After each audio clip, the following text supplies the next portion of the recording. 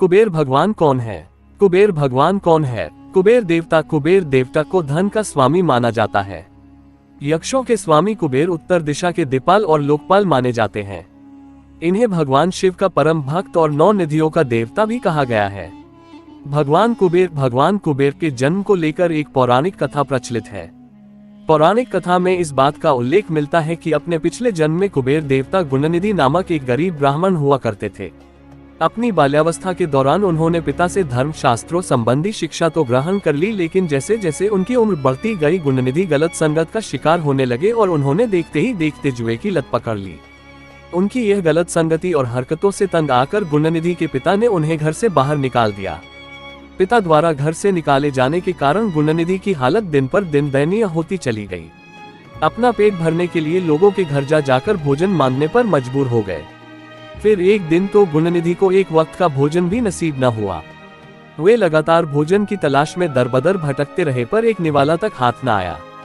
भूख प्यास से व्याकुल गुणनिधि भटकते हुए जंगल की ओर प्रस्थान कर गए।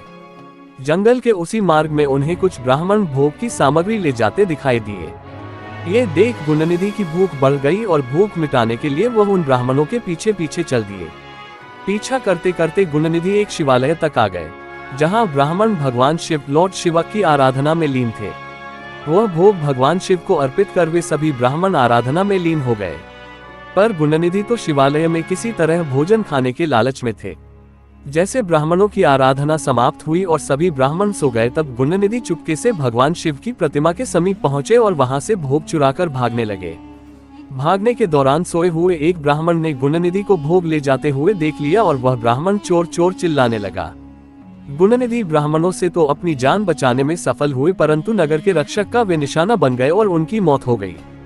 जाने अनजाने में ही सही उन्हें महाशिवरात्रि के दिन ही भूखा रहना पड़ा, जिससे उनके महाशिवरात्रि के व्रत का पालन हुआ। इस व्रत के फल के कारण वे अगले जन्म में कलिंग देश के राजा के रूप में पृथ्वी पर आए और भगवान शिव के परम भक्त कहलाए। उन्होंने अपने इस जन्म में भगवान शिव की कठोर तपस्या की। राजा की तपस्या देखकर भोलेनाथ प्रसन्न हुए और उन्हें यक्षों का स्वामी तथा देवताओं का कोषाध्यक्ष बनने का वरदान प्राप्त हुआ।